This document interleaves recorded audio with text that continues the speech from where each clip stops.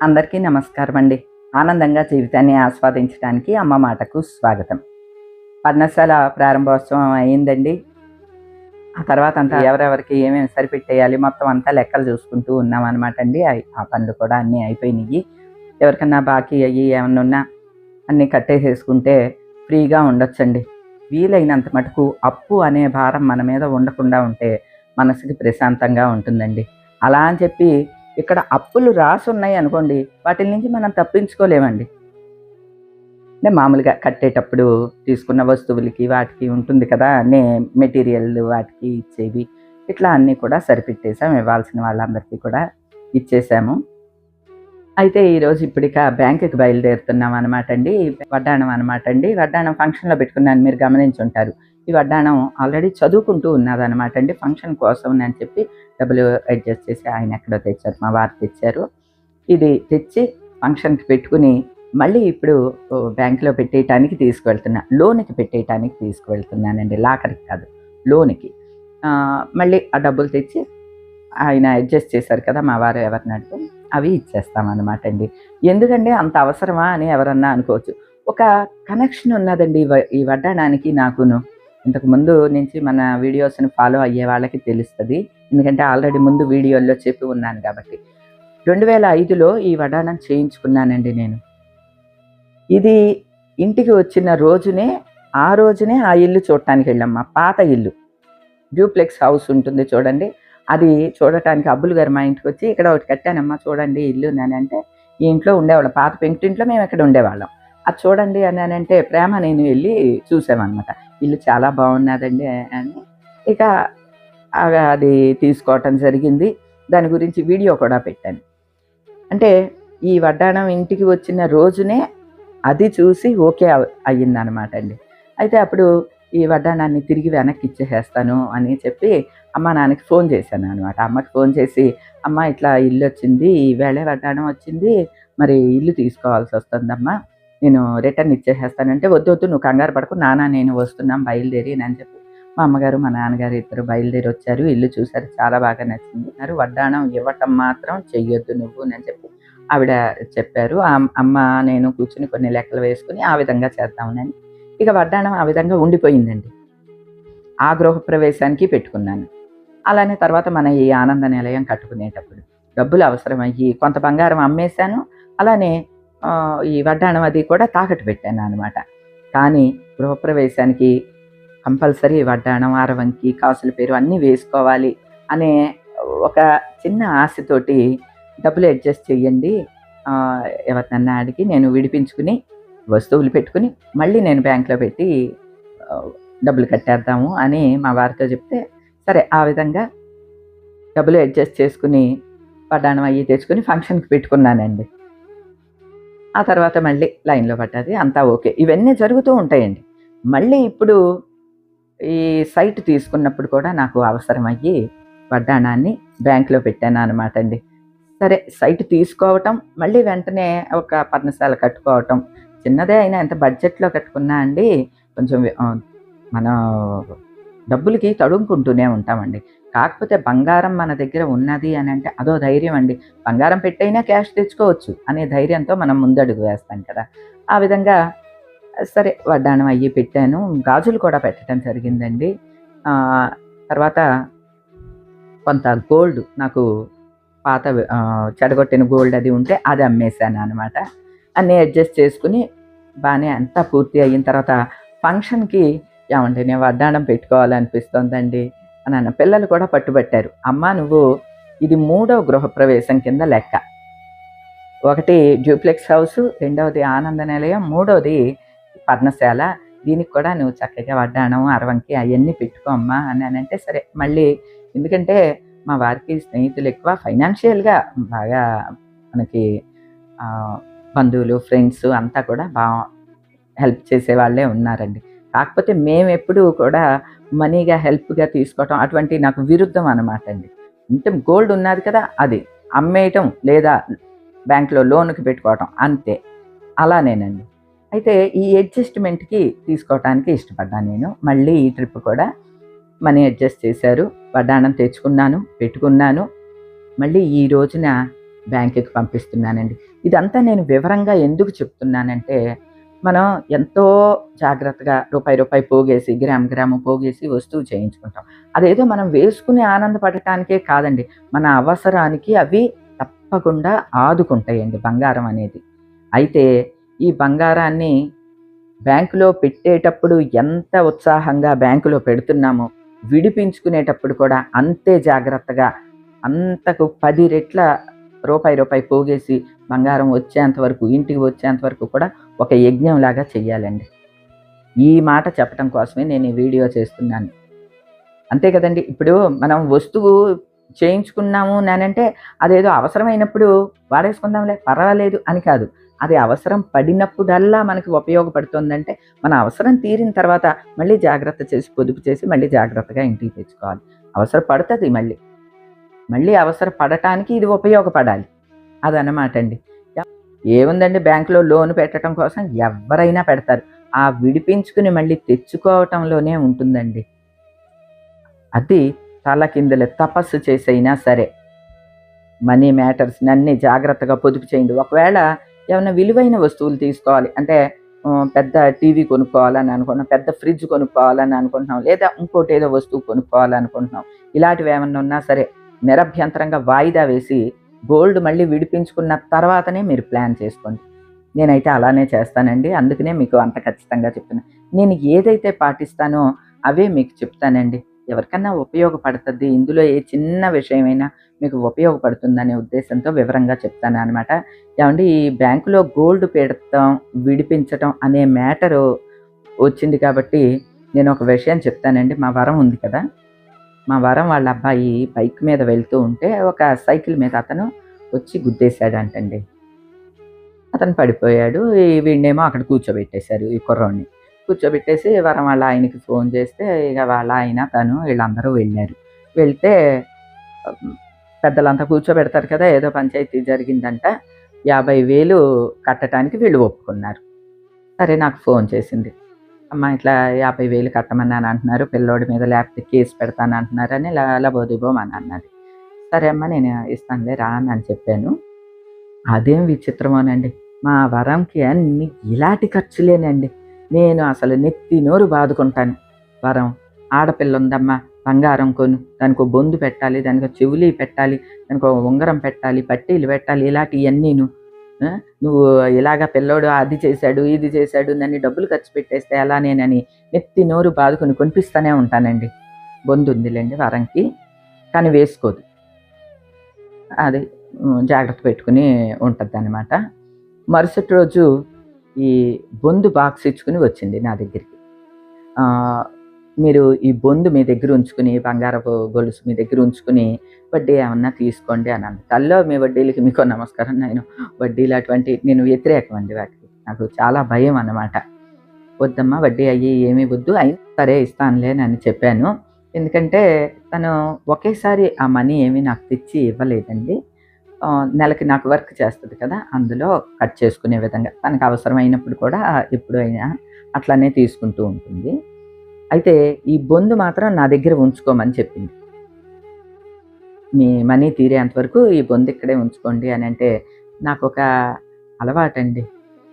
నాకు సెంటిమెంట్. ఎవ్వరిది కూడా ఒక్క చిన్న వ్యక్తి కూడా ఉంచుకోను. నాది కానిది నేను ఉంచుకుంటే నాకు లక్ష్మీదేవి రాదేమోనని నాకు భయం. నాకు కొన్ని ఇటువంటి సెంటిమెంట్లు ఉంటాయి అన్నమాట అండి. నే కష్టపడిన రూపాయే నా దగ్గర ఉండాలి అంతే. నా చేతి నుంచి ఎక్స్ట్రా ఖర్చయినా పర్వాలేదు. పోన్లే నా డబ్బులే కదా ఖర్చయినాయి, మరేం పర్వాలేదు. కానీ వేరే వాళ్ళది నాకు వద్దు. ఇలాంటివి నాకు కొన్ని ప్రిన్సిపల్స్ ఖచ్చితంగా ఉంటాయి అన్నమాట అండి. నేను ఎవరికైనా బాకీ ఉన్నా సరే అది నిమిషాల మీద తీర్చేయాలి అని అనుకుంటాను. ఎందుకంటే నాకు అలాంటివన్నీ ఒక సెంటిమెంటు. అక్కడ డబ్బు అనేది కానీ, బంగారం అనేది కానీ లక్ష్మీదేవితో సమానం. ఆ లక్ష్మీదేవితో ఎప్పుడూ ఆటలు ఆడకూడదండి. అబద్ధాలు ఆడే వాళ్ళ దగ్గర కానీ, ఇలాగా లక్ష్మీదేవితో ఆటలు ఆడే వాళ్ళ దగ్గర కానీ లక్ష్మీదేవి నిలబడదు. నేను అందుకనే అటువంటి విషయాల్లో చాలా పర్టిక్యులర్‌గా ఉంటానన్నమాట అండి. సరే తల్లి నీ బొందును నువ్వు తీసుకెళ్ళు పర్వాలేదులే అనంటే, అలా కాదండి మా ఇంట్లో ఉంటే ఏయో ఒకటి ఖర్చు చేసేస్తది. మీరే ఉంచండి, మీ దగ్గరే ఉంచండి అనంటే, చెప్పాను గాండి నాకు సెంటిమెంట్‌కి ఏం పర్వాలేదే మీ ఆయనకి చెప్పగా నువ్వు ఇంట్లో దాసి ఉంచు. అలా అని చెప్పి వరంకి ఇచ్చి పంపించేశాను. ఇది అయిపోయింది. ఈ మ్యాటర్ అంతా అయిపోయిందండి. నేను ఆ విషయం గురించి కూడా పట్టించుకోలేదు. తర్వాత ఈ మధ్య బంగారం బాగా రేటు పెరిగింది చూడండి. ఏది తులం 2,00,000కి వెళ్ళిపోయింది. అప్పుడు గుర్తుకొచ్చింది నాకు. వరం, నీ బొందు ఇప్పుడు ఎంతో తెలిసేమి, బోలెడంత అవుద్ది. పిల్లకి అప్పుడు చేయించాం కాబట్టి సరిపోయింది. ఏదో పిల్లకి బంగారం ఆదుకుంటుంది. ఇప్పుడైతే ఎక్కడ కొనగలవు, నీ బొందు ఉన్నదా అని.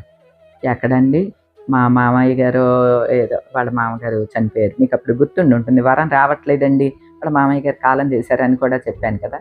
అక్కడికి వెళ్ళినప్పుడు డబ్బులు అవసరమయ్యి మా ఆయన తాకట్టు పెట్టేసుకున్నారు అని చెప్పింది. అయ్యో, నేను భలే ఇదయ్యానండి. నేను మాట్లాడకుండా నా దగ్గర ఉంటే భద్రంగా దాని వస్తువు నా దగ్గర ఉండేది. నా అతి స్ట్రిక్ట్నెస్కి అరే అది చేజార్చుకుందేమో అని అనిపించింది. ఎందుకంటే ఆ వస్తువు ఇప్పటికీ దాని దగ్గరికి రాలేదు. దాని గురించి గొడవ పడతానే ఉంటుంది. ఇంకా నేనే చెప్పాను అనమాట, అమ్మ వద్దులే, అస్తమానం గొడవ పడకు, నువ్వు ఏ విధంగా విడిపించగలవు అనేది మనం ప్లాన్ చేద్దాము. డ్వాక్రా వాటిల్లో ఉంటుందండి. ఆ డ్వాక్రా డబ్బులు వచ్చినప్పుడు పై అయ్యో నేను వేస్తాను, ఏ విధంగా విడిపించుకుంటూ కానీ ఇట్లా అని చెప్పి తనకి చెప్పాను. ఎందుకు ఈ మ్యాటర్ అంతా చెప్తున్నానంటే, విడిపించుకునే దగ్గర అశ్రద్ధ చేసేస్తామండి. ఎంత చెట్టుకి అంత కాలండి. నాకు డబ్బులు ఎక్కువ అవసరం, పడ్డానమో పెద్ద వస్తువులో గాజులో ఏయో పెడుతున్నాను. తక్కువ అమౌంట్ అవసరం, చిన్న వస్తువు పెట్టుకుంటున్నాం కదా. కానీ చిన్నదైనా పెద్దదైనా ఏ వస్తువు అయినా సరే అండి, మళ్ళీ విడిపించుకునేటప్పుడు కూడా అంతే శ్రద్ధ ఉండాలి. ఇది నేను ఎవరినో కించపరచటానికో లేకపోతే వేరే వాళ్ళ విషయం చెప్పటానికో కాదండి. నాకు మా వరం అంటే మా పెద్దమ్మాయితో సమానం మా ఇంట్లో, మీ అందరికీ తెలుసు. దానికి ఎప్పుడు ఏ అవసరం వచ్చినా ఏ ఆపద వచ్చినా సరే ముందు నిలబడతాం. అసలు అంత ఎందుకంటే ఆ పంచాయతీ జరిగినప్పుడు నువ్వు ముందు ఎందుకు ఫోన్ చేయలేదు మాకు అని చెప్పి తిట్టాను. మా వారు వెళ్ళేవాళ్ళు కదా, ఆయన ఇటువంటివన్నీ కూడా చాలా చక్కగా ట్యాకిల్ చేస్తారు.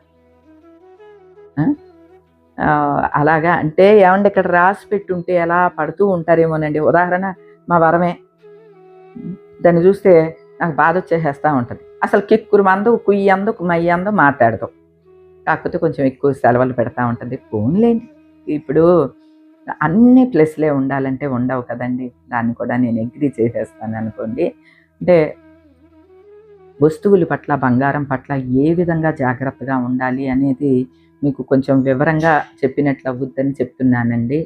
ఇప్పుడు నేను ఇలాగ గోల్డ్ బ్యాంకులో లోన్కి పెట్టడానికి కూడా ఎటువంటి సంకోచం పడను, అవమానపడను. నా గోల్డ్ నేను పెట్టుకుంటున్నానండి, నేనే ఇడిపించుకుంటాను, వచ్చిందంటే నేనే సింగారించుకుంటాను. అంతే కదండి. నిజంగా చెప్తున్నానండి.